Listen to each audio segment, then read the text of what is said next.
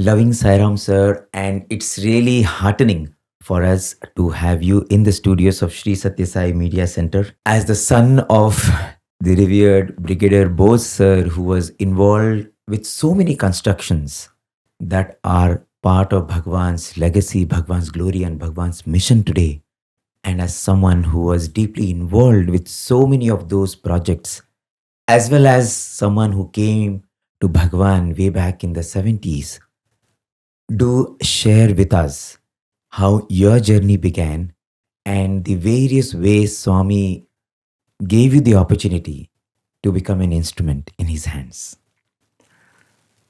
Sairam, my journey began sometime in May of 1970.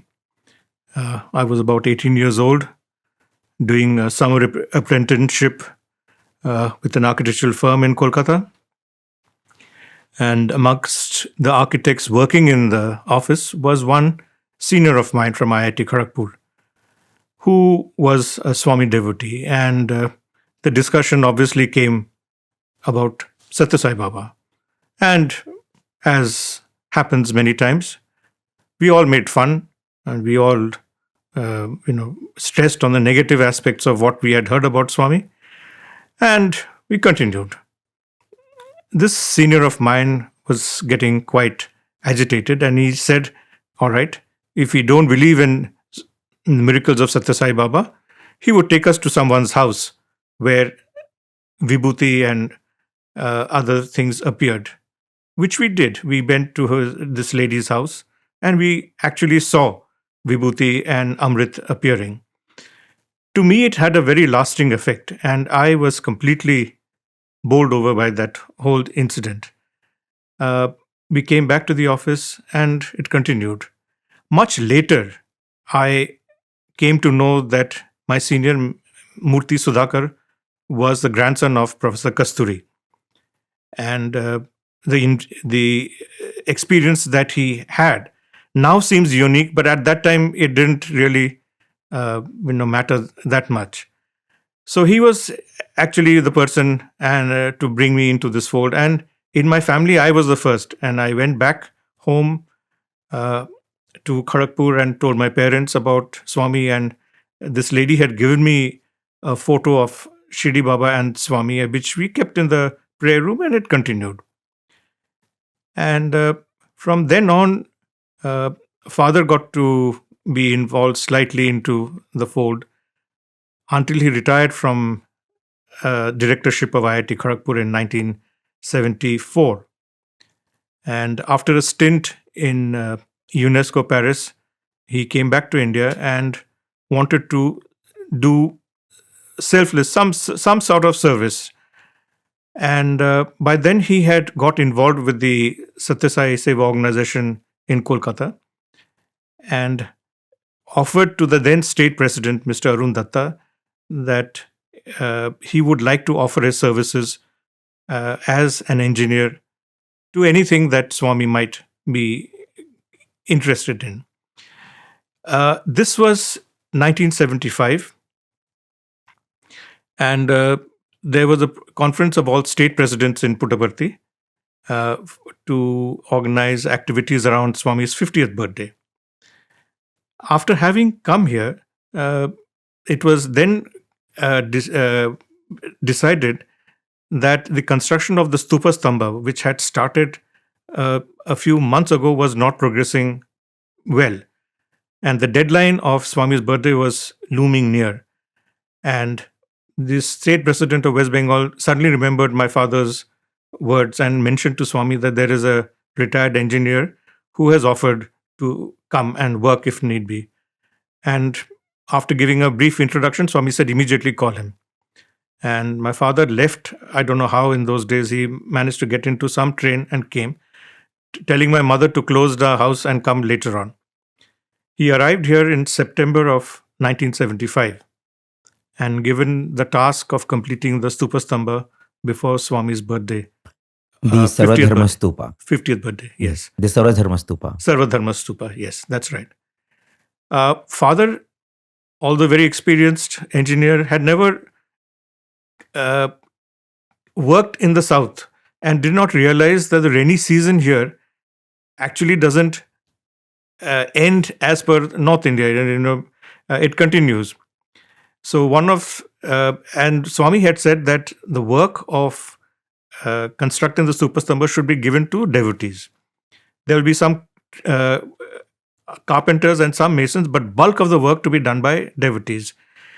So they had done about 7 feet of work of the main shaft of the Stupastamba. And because of lack of skilled carpenters, the formwork was done in mud. Mud was easily available, and up to a 7 feet height, the devotees had piled mud, and inside the carpenters had then made the excavation possible, in which concrete was to be poured later on. Swami used to come very often to see the work, and on one day he told my father that just cover this work with tarpaulin. But father didn't realize this was September, probably, and end of September. He didn't realize. He said, rain's over, so why bother? I mean, he didn't take it that seriously. That particular night around 2 a.m., there was a heavy downpour. Heavy. Father couldn't sleep. He woke up and he said to himself that, all the efforts of the Sevadal and everything is going to go down the drain, literally.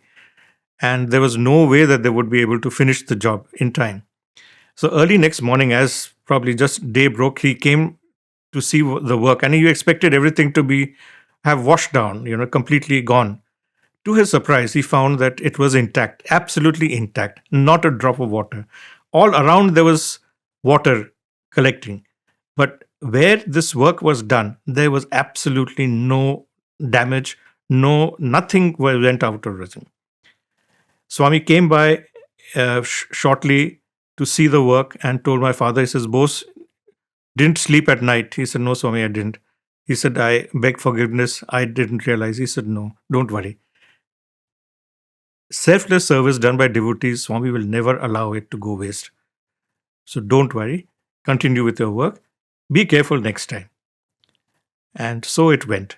And the work completed, as you probably know, that it was inaugurated as Swami in time. Everything was done perfectly. Nobody knew what the background was, that it was done. Basically, all the labor work was done by devotees. Only the skilled work was done by artisans, including members of the Central Trust. Each of them also poured some concrete into it, so that Swami wanted everybody to be involved in it.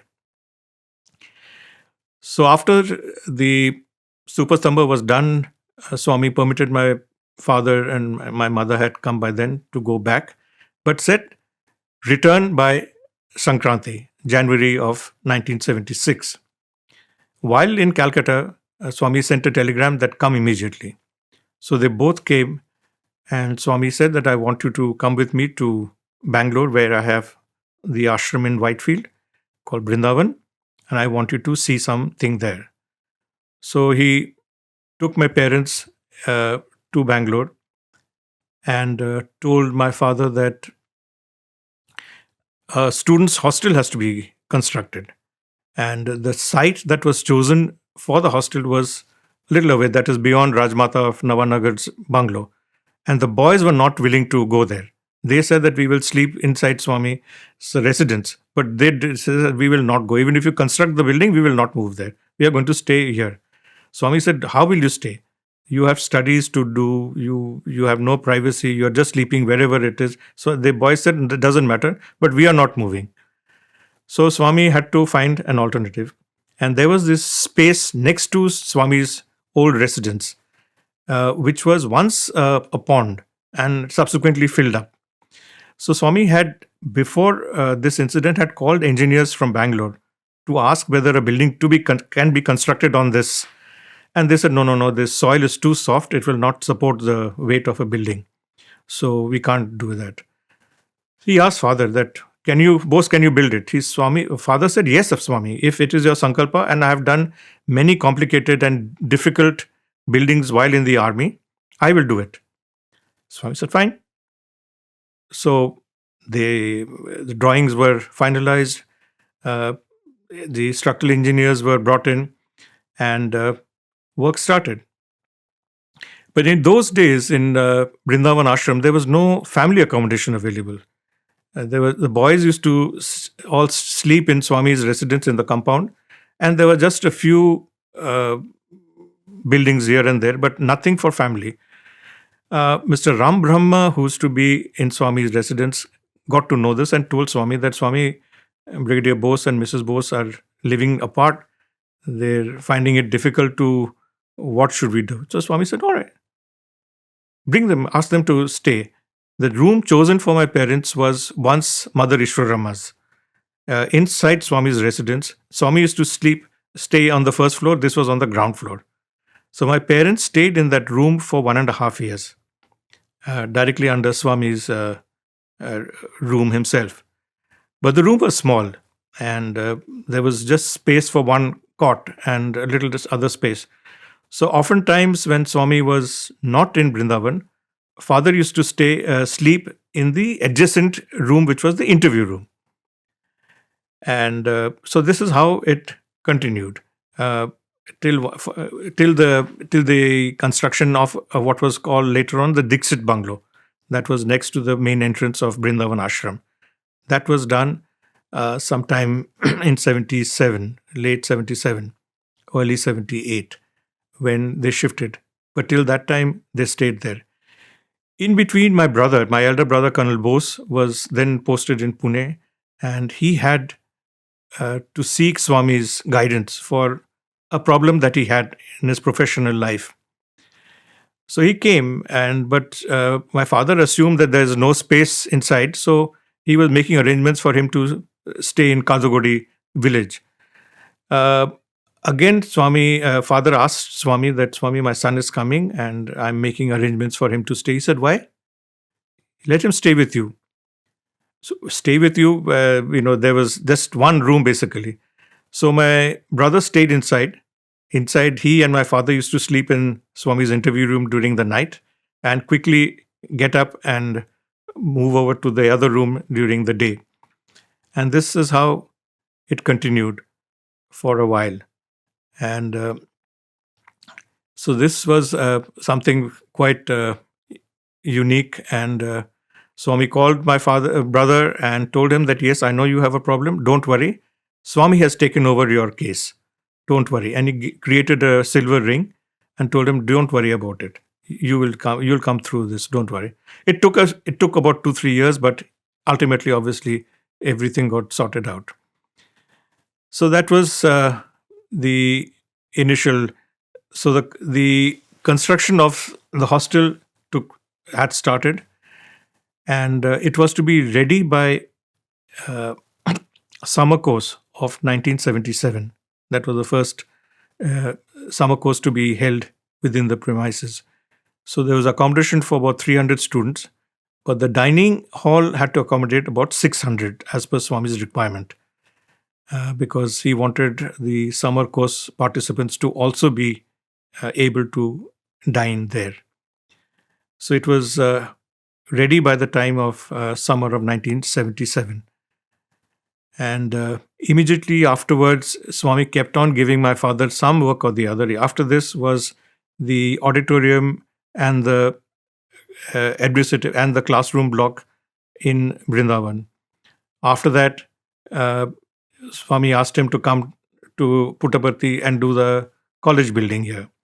After that, he went back to Brindavan. By then, Swami wanted the Trayee to be constructed. So the old mandir, old Swami's residence had to be demolished, and Trayee came up. So this went on for a while. Meantime, Swami had called me for an interview in 1977 and told me that job satisfaction nahi hai, you want to go abroad? Success hoga.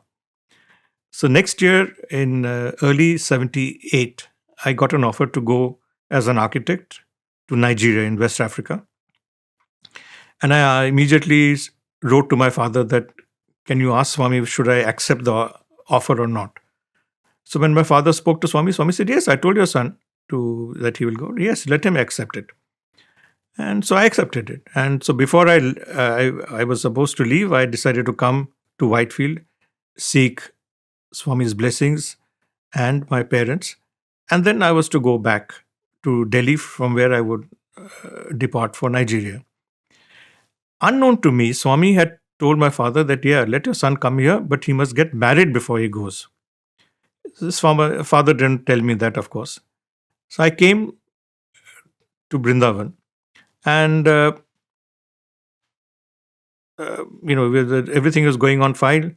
It was my birthday, and we were supposed to go to Mumbai that same afternoon. In those days, we were allowed to place a garland in Swami's hands, and he would put it over his shoulders and then again give it back to you. So I did that. I gave him a garland, and in those days, those residents who stayed inside the ashram had free access into Swami's residence.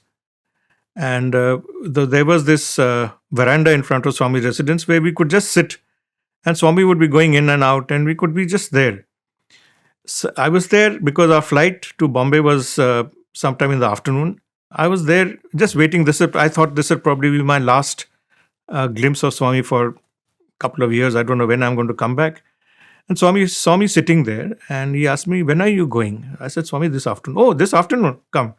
He took me inside the interview room and told me, yes, I know you're going there.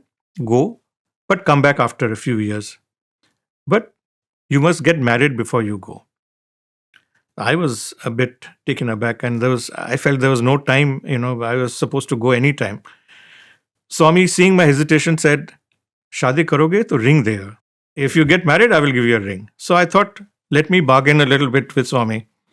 So I said, Swami, yes, I'll get married if you select the girl. Swami said, ठीक, हाँ, Swami करेगा. Mother को बोलो, Bombay जाता है, उधर, to that effect, but not very specific. So then I said, Swami, I'll get married if you perform you will be there at the ceremony. He said, Swami said, yes, I will do that also. I said, fine. It doesn't matter now. Swami is going to give me a ring. He was going to be there at my wedding. That's fine. So we left. So we went to Bombay, and my father and I came and told my parents that this is what Swami said. They said, no, you didn't hear. If you want a Bengali girl, how will you find in Bombay? Not likely. So doesn't matter. You go to Calcutta. And my eldest sister, Aloka Sarkar, was a professor in a girls' college. So my father assumed that she would have, many students, and, she has to just select one. It obviously didn't happen that way. And father had gone to Bombay as on the 20th anniversary of IIT Bombay as the founder director of IIT Bombay. They had invited him to speak. So he did. At that time, the hostel and other buildings were going on in Brindavan. So father didn't have time. He just went to Bombay for 2 days. He delivered his lecture. He stayed on for a day, and he came back to Whitefield. In the meantime, since I was going to go away for many years, father told me that you go to Calcutta with your mother and just do, some routine things like closing a bank account, telephone, this, whatever. He said, I can't move from Brindavan. All right. So we dropped father at the airport, and a friend of ours said, why don't we go and see this friend of ours, So they also have, an eligible daughter. I think she will match.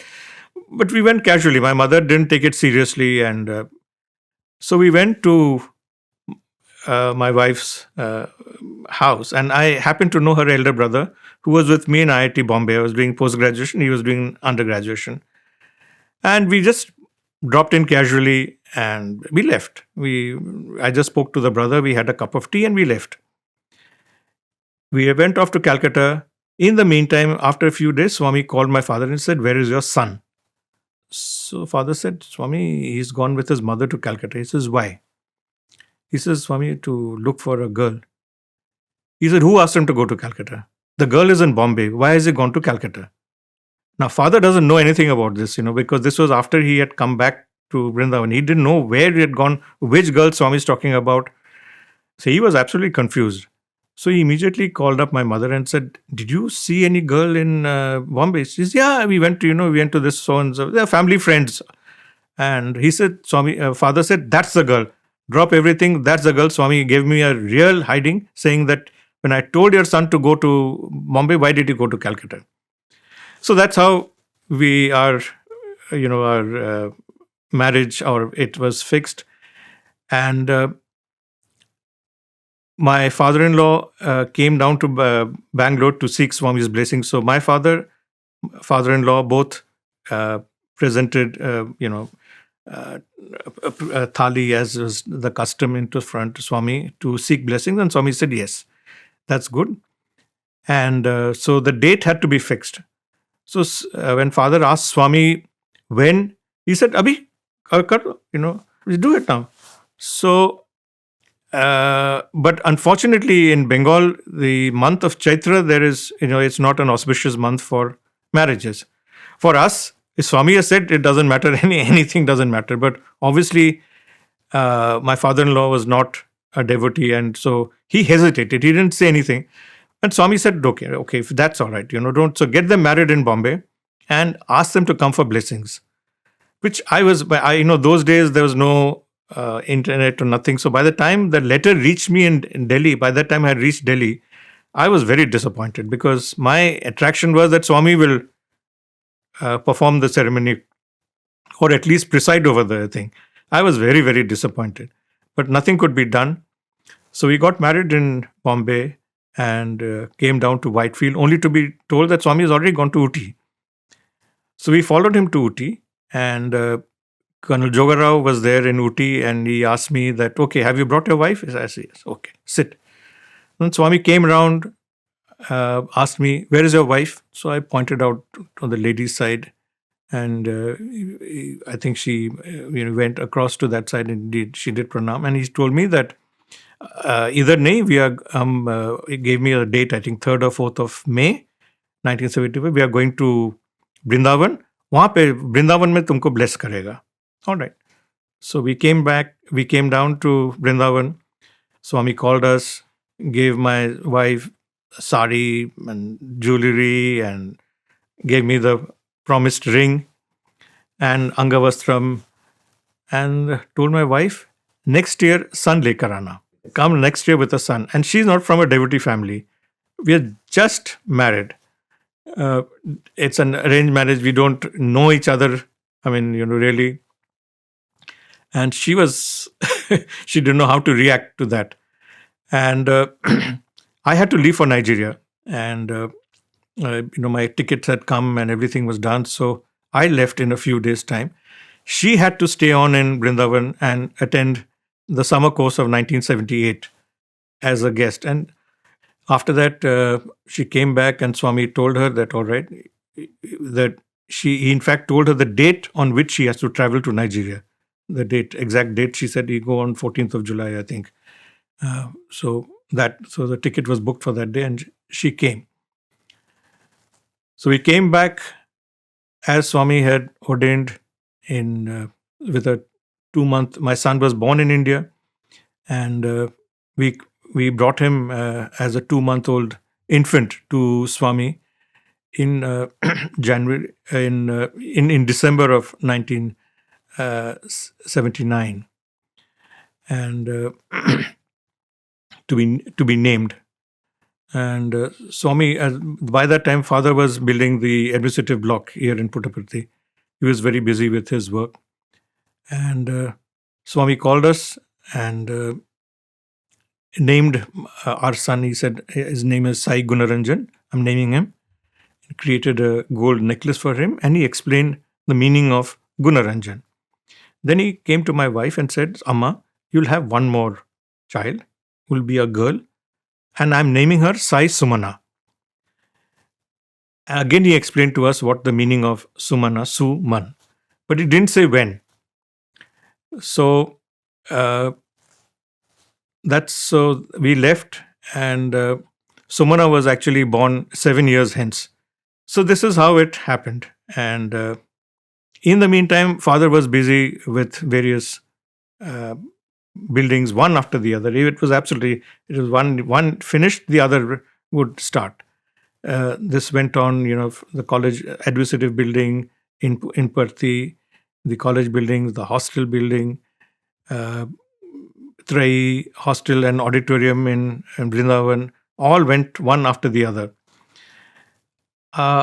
We were in Nigeria, and in Puttaparthi in December of 1983, when a military coup took place in Nigeria and the government was overthrown. Father, of course, staying in the ashrams, had said that, this is an ashram life, no newspaper, no radio, no nothing. We didn't know about this thing. Colonel Jogarao met me. He says, "Aren't you in Nigeria?" I said, "Yes." Do you know that coup has taken place yesterday? I said, "No, uncle." He said, No. Find out. So I borrowed somebody's newspaper, and then I found, my goodness, this is, the military coup has taken place, and nothing is, there was some bloodshed, but Africa being Africa, anything can happen, So we didn't know what to do now. We have to go back. And so Father said that, see, since you are here, you have to take Swami's instructions. What should you do? Should you go back, stay, whatever? Swami moved to Brindavan, and we met him there. And I managed to ask Swami, what should I do? He said, Vatavaran acha nahi hai, wapas aa jao. Not good, come back. But again, I didn't have a chance to ask him, should I come immediately or could I delay it or what? When Swami just said, and he walked away. This was during darshan time. So anyway, we went back, and I made preparations to at least pack off my son and wife, and we do not know. I had to take time because I had projects to complete and many things to. I said, you all move out of the country. I don't know. Swami has said, Vatavaran acha nahi means there is something, he wouldn't have just said it on his own. So she came away, and I followed later on. And I came back in September of 1984 to India. And we all came to Parthi for Navratri of 1984. And before coming, we told everybody, see, we had to start life somewhere. We left India just after marriage. We had never set up any house. And we liked Bangalore. And we thought that, if Father is going to be between Bangalore and Parthi, Swami is also going to be there. And Bangalore is a nice climate, good school. My son had to be put in a school. So we thought Bangalore would be the ideal place. And we told everybody that we are going to settle down in Bangalore. When Swami called us for an interview after Navratri of 1984, he said, no, Bangalore is not a good place for you. So I didn't have a plan B. So we didn't know what to do. Bombay was too expensive. So I finally said Pune. I said, Pune. You spent your childhood there. Father has a plot of land. Build a bungalow on that. Zyada bada nahi banana, 3-bedroom ka. Not too big. Not too big. Just 3-bedroom, he told me. Don't make. Construct a bungalow. But that land was under Land Ceiling Act, the Urban Land Ceiling Act. And Father knew about it, but he said, I'm sitting in an ashram. I have no desire to fight it out. So he just ignored the whole thing. He didn't bother about it. When Swami told me to go there and to build a bungalow, which means that it would have been cleared from Ceiling Act. So we went back to Bombay. In the meantime, in that interview, Swami told me that I want a building to be constructed for overseas devotees, and I want you to design that. So this was the present Western Canteen and the Vidyavani office above that. So I quickly made a sketch of the proposed building. It was to be 4-storied high as the adjacent round buildings, with the canteen on the ground floor, ladies accommodation, overseas ladies accommodation, 1st and 2nd floor, and gents on 3rd and 4th floor. So I made a quick thing. Swami said, yes, make the detailed drawings. Went back to Bombay, made the drawings, came back to Swami. Swami asked for a few changes. After that, in the interview room, Swami said, yes, okay, approved. We will do the the puja just now. So from the interview room, we went straight to the site, And by then, Swami had already instructed, the pujari and everything to be done. And so we constructed, it had to be completed by Swami's birthday the next year. So we did that. And I think that it was my great satisfaction that it was a building which Swami had asked me to design, and my father constructed it. So it was a very pleasant experience. And 4 floors. Fourth floor, but then Swami stopped it at second floor. It never got, or it was designed for 4 floors, but it never was constructed. I do not know why it was stopped then, but the building is designed for 4 floors. So I just wanted to match the height of the adjacent buildings as well. And so I rounded off the corners so that, a rectangular building would it'll look odd since there are circular buildings adjacent to it. And that's how it went on. And Any other instructions Swami gave you during the construction or the making of that building? no, it was decided that we will initially, just for to be ready for Swami's birthday of 1985, we will just do the ground floor and continue with the construction perhaps later on. I didn't realize that Swami just allowed us to construct 1 more floor, and he stopped it. I still do not know why, but Swami probably has a good reason for that. So that's how we carried on, and and then Swami told me one day that, come get into my car. So we drove with Swami, and we took a round of Hillview Stadium and Shanti Vedika, and we just took a round and we came back. And Swami noticed the ring that he had given me. He said, "What is?" He says, "Is this the ring I gave you?" I said, "Yes, Swami." So what had happened? It was an oval-shaped ring with Swami's image on the center and sort of gold around it.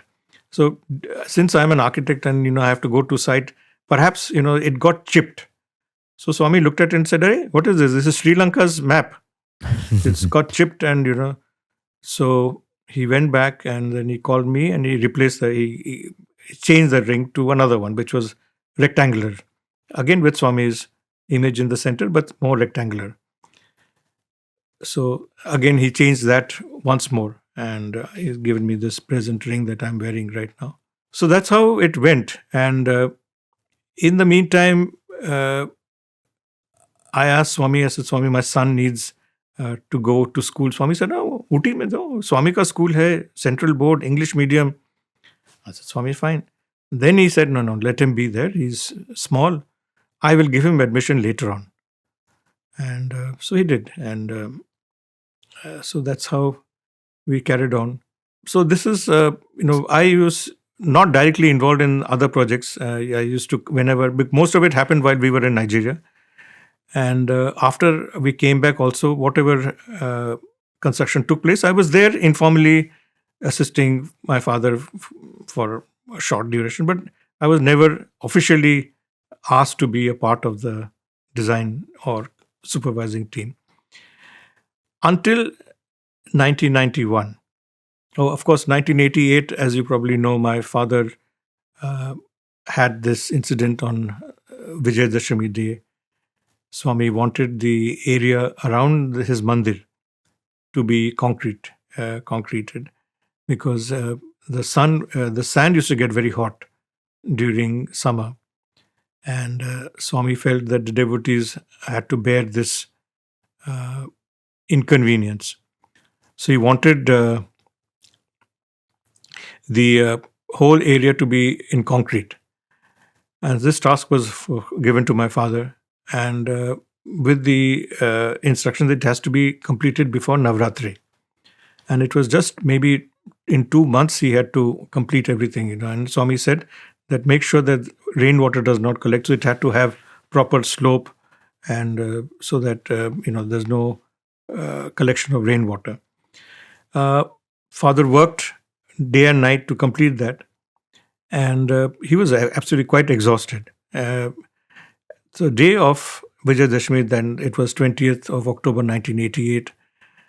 Father was running high temperature till the previous evening, and but he was very keen on attending the Dasara celebration and receiving Swami's Shanti Jal. So he was very keen. My mother and sister tried to dissuade him. He said, "No, no, I will go there. Doesn't matter. I will go." So he went, and his fever had subsided. He sat next to the stage in Purnachand Auditorium, and Swami had just started his discourse. And Father suddenly blacked out, and he just collapsed off. He just fell on the floor from the chair. So Dr. Patel, Dr. Chari, Dr. Alreja were all there, and they immediately took him out, and they made him lie down, tried to check his pulse, and there was no pulse. They checked his eyelid. The eyelids were dilated, and they said that he's dead. In the meantime, Swami had just started his discourse on stage, and people who were present on that occasion saw Swami gesturing from the stage, something like this, that go away. Nobody could understand what it meant. And then soon after, Swami switched off the mic and he came down to where my father was lying. And it seems, this is what my others have said, that, Swami, it seems, held something in his hand and came to my father where he was lying down and gave him a sharp sort of, not a slap, but, he hit him on the shoulder with a clenched fist and told, "Bose, get up." And my father opened his eyes, and seeing Swami's feet next to him, he tried to get up and touch his feet, and Swami said no. So he told the doctors and Sevadar, take him out. And Purnachand Auditorium with 16,000 people was suffocating. He told him that take him out and let him breathe fresh air. And Swami came back to the stage and continued with his discourse. My mother and sister, who were on the ladies' side, couldn't see what was happening. They just saw Swami coming down, and after a few minutes going back, and everybody clapped, and they also clapped, thinking that something good has happened. Little did they know what had actually happened. So after the discourse, father was taken back to the room, and then Dr. Alreza was there, and he told my mother and sister that this is what actually happened.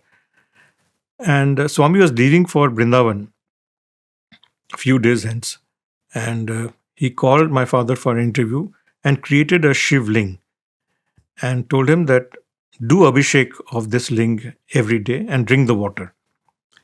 And so we did, and till my father's last day in February of 2000, when he was in the hospital, we continued to do the abhishek at home and bring him the water to drink.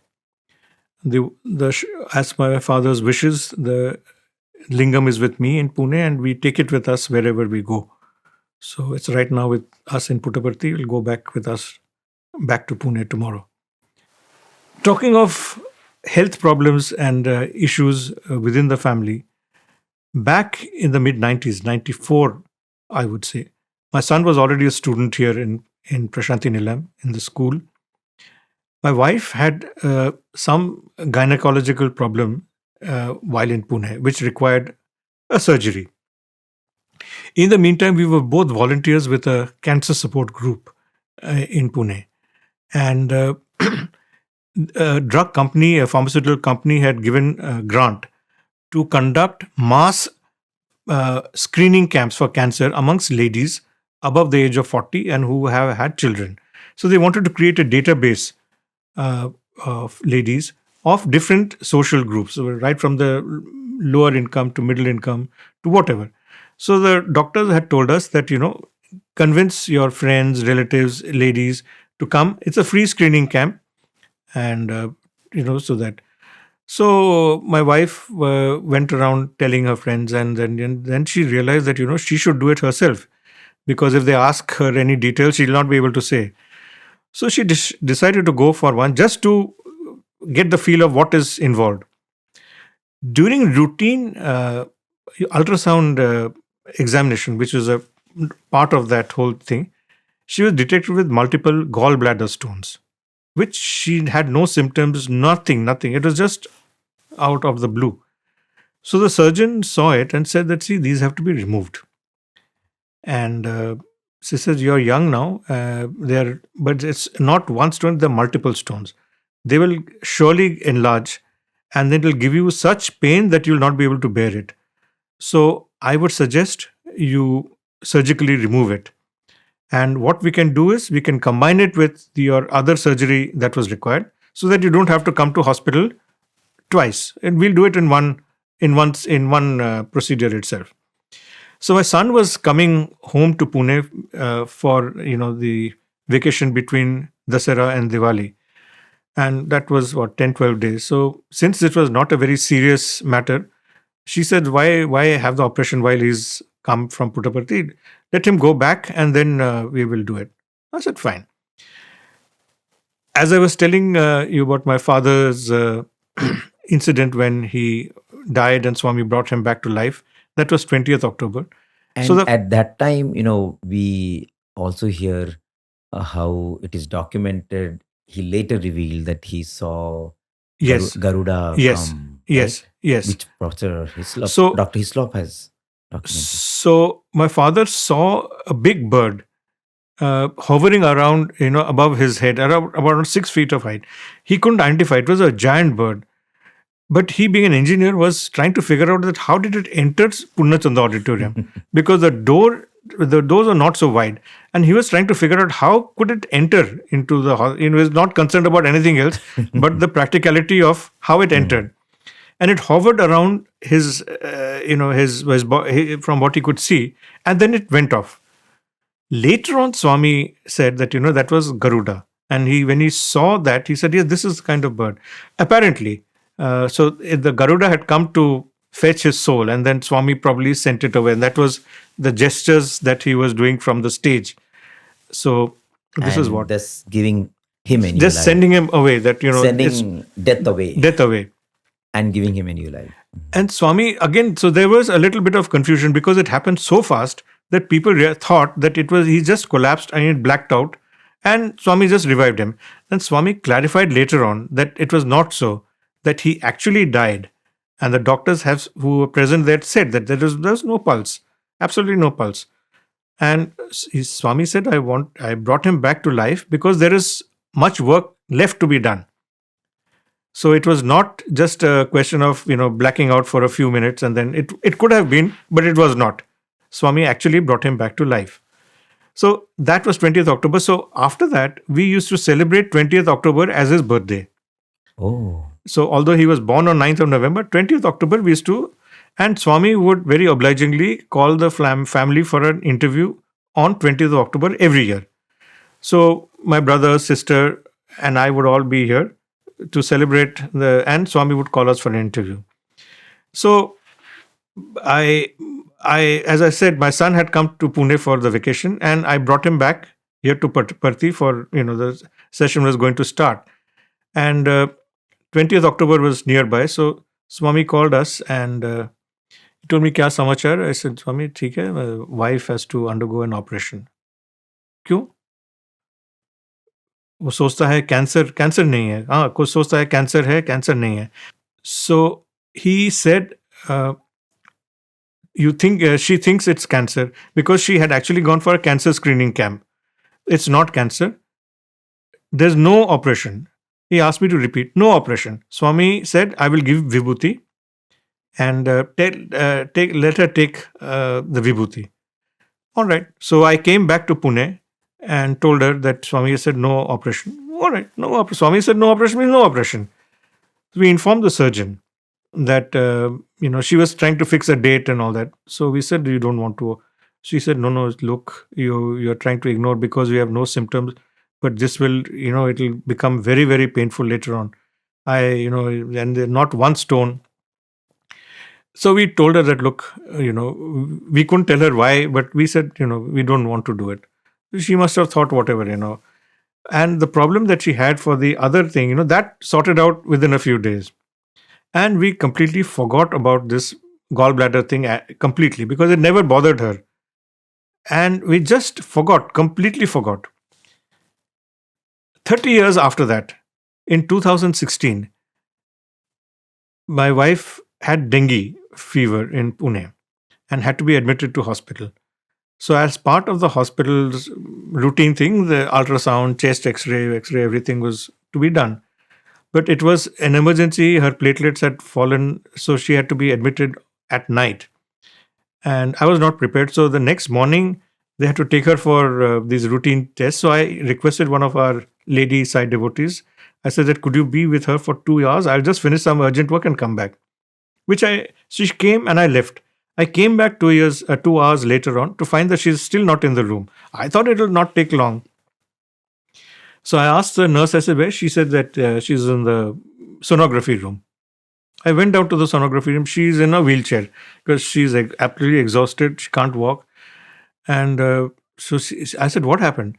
He said, I'm here for the last 1 hour in the sonography. They're keeping on going around my abdomen and telling her that go ahead. First, she had drunk a lot of water, which she had to relieve. Then they said, okay, we'll do it without, So I go there and I meet this in charge of the sonography, ultrasound. And he asked me, has your wife undergone any operation? I said, no. He said, because we can't find her gallbladder. Are you sure? He's asking me whether. I said, of course I'm sure. And if there was an operation, if it was a pinhole surgery, there would be some scar on her abdomen. You check. He said, I've checked, there is no scar. And then the penny dropped, and we suddenly realized that Swami had probably removed her gallbladder. We don't know when. Whether it happened in the 90s, in between. See, there was no need for her to undergo an ultrasound all these years. So we have no idea that when it went. So what happened was he is going around and he can't find her gallbladder. He can't find any scar or anything to indicate that there was an operation. Both the patient and the patient's husband is saying there's no operation. Where has the gallbladder gone? So it was too late to physically pray for Swami, to express our gratitude to Swami, because this is 2016. But we asked for his forgiveness that we were not able to express our gratitude because we didn't know. We just didn't know. Until date, I have no idea when it was when. Recently, I found the original ultrasound, which says there are so many stones, and now there's no stone. No gallbladder, no stones at all. Swami ensured that it was gone. And that's why he told me no operation, which we didn't realize what it meant. So we don't know how how and when it happened. I have absolutely no idea. No idea at all. He ensured that whatever needs to be done for our body is done. Yes. And she doesn't experience the pain. Nothing. She doesn't experience the discomfort. And now when we've spoken to other people, they said, after a gallbladder operation that you have dietary restrictions, you can't eat this. We didn't even know what dietary restrictions. We were having normal food. So that was something which we realized only recently, that such a thing has happened. And, it was absolutely, we were stunned. My mother suffered a stroke in January of 99.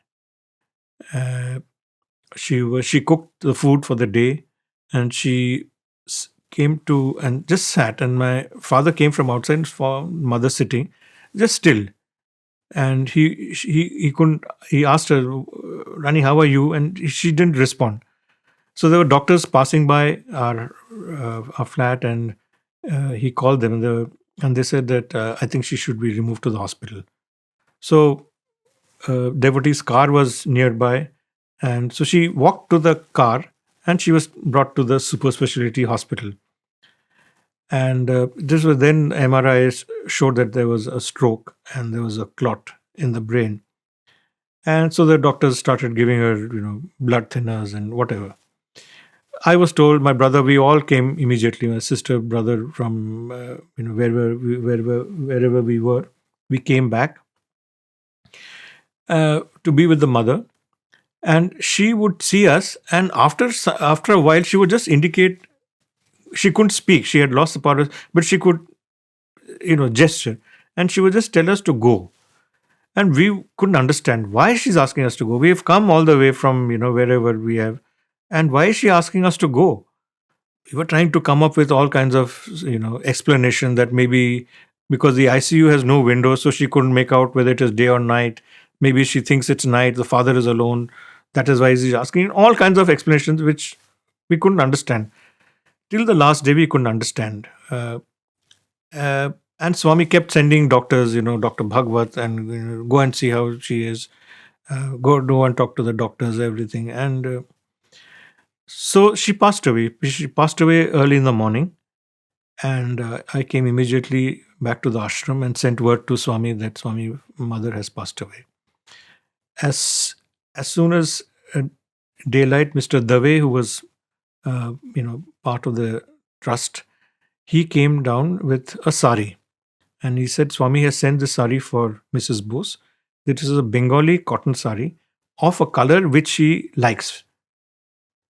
So this is one of her favorite combinations, and Swami has sent this sari specifically for it to be draped around the body for cremation. All right. So we did that. We did the cremation on the banks of Chitravati River. While the cremation was going on, there was a strong sense of vibhuti, smell of vibhuti. I mean, yeah, imagine, burning wood and all, and people have experienced very, very strong smell of vibhuti. We came back, and then the evening, Swami called us for an interview, the family, father, brother, sister, myself, four of us. We said, what to do with father now? I mean, he was, in his 90s. He can't stay alone. So Swami told me that you take him to Pune. I well felt Swami, father has spent the last 24, 25 years of his life either in Brindavan or Puttaparthi, Prasanthi, Nilayam. How can we ever recreate this environment in Pune? It's not possible. So I requested Swami, I said, my son is already a student here. If my daughter can get admission, we will come. We will come and, we'll stay here and look after father. So Swami told me that, how will you stay? You don't get a pension. How will you live? So I said, Swami, we have a house in Pune, which we'll give on rent. And from the rent that we get, we'll comfortably stay in Puttaparthi. He says, no, not you. You have worked there, not you. So we didn't know what to do. Then my sister suggested, Swami, elder brother, he told my elder brother, yes, you come. You come now. Swami has work for you. If you come today, I'll give you work tomorrow. Come urgently. Come as well. Then he said that you go after Shivratri and come within a fortnight.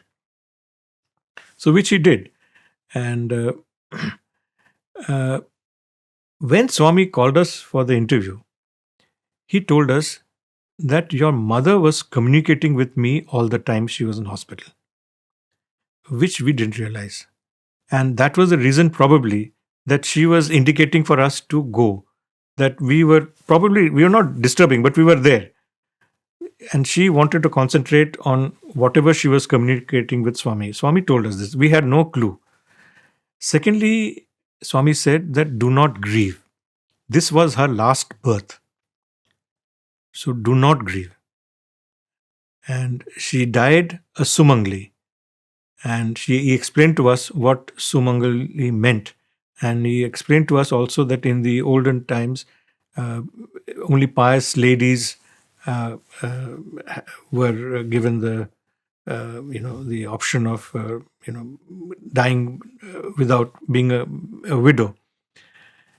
And then he changed my ring again, and he said he started joking in a light-hearted manner. He said, "Show me the ring." So I gave him the ring. He said, "I can't see any image." I said, "Swami, your image." "Oh, this is Nirankari, formless." So Swami is formless. So I said, "Swami, I'm sorry, but it just scrapes whenever at work." He said, "I understand." So then he replaced that and gave me this particular ring. He changed my brother's ring also. And, so we went into the interview room uh, sad. Our mother has passed away early that morning.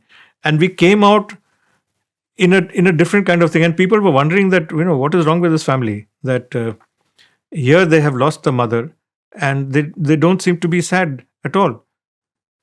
Later on, Mr. Chiranjeevi Rao told us that Swami had ordered Narayan Seva for 1,200 people in my mother's name. And Swami told us that don't cook food at home for 10 days. Food was sent to us for the entire family, breakfast, lunch, snacks, dinner, in a tiffin carrier. Some would come and give us the food every day. For 10 days, Swami made sure that cooked food was given to us every day. So, uh, see, everyone's mother is special.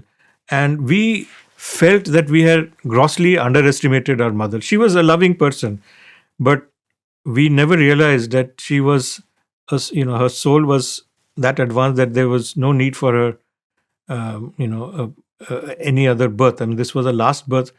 We had an impression that, people who were at that stage must be very extraordinary, or but we, as I said, we feel sad now that during our mother's time we never realized what I mean. We, of course, as a mother, she was very, very loving and we enjoyed her presence very much, but we never realized that soul was at that stage where she would not require any previous birth. And coming from Swami, that is absolutely something quite extraordinary. Subsequently, my father suffered a stroke just a year hence, and he was taken to the general hospital. This time, Swami sent instructions that there should be no aggressive treatment. So just make him comfortable. And so he was being made comfortable, and so nothing. Again, he could speak a bit, but not much. So he could write, and he would say, what he wants. And so he was being fed through the nose because he couldn't eat. And the funny thing was, my brother then was doing the construction of Chaitanya Jyoti Museum, and he would sit at the darshan line. My sister and I would be, and my wife, we would be in the hospital in my father's room. Swami would come to my brother, ask him how father was, and he would say that, okay, Swami, he's in pain. I think he has urinary tract. Swami said, no, there is no pain. There's no urinary tract. Tell the doctor to give this medicine. So Swami, brother would come to the hospital, speak to Dr. Hema, and tell her that this is what Swami said. Oh, Swami said this. Okay, we'll give that. So next day again, Swami would have asked, how is father, and brother would tell them that this is what, and Swami would say, all right, either do this or do that. One time, Swami said that play Gayatri mantra in his room. We didn't have a cassette recorder, so we borrowed one from a devotee, and we played Gayatri mantra continuously in the room. Finally, one day, Swami decided to visit my father in the hospital, and that was 26th January, year 2000. And Swami had not visited the general hospital for the last 2 years. So when word got around that Swami is coming, the hospital went into absolutely tizzy, cleaning everything and spotless. And overnight, nobody slept in the entire hospital staff, Sevadal, everybody was working to make the hospital spick and span. The Swami at that time had some problem walking up steps. So they decided to move my father from the first floor to the ground floor. So one room was vacated and one bed was kept with my father on it. And Swami came.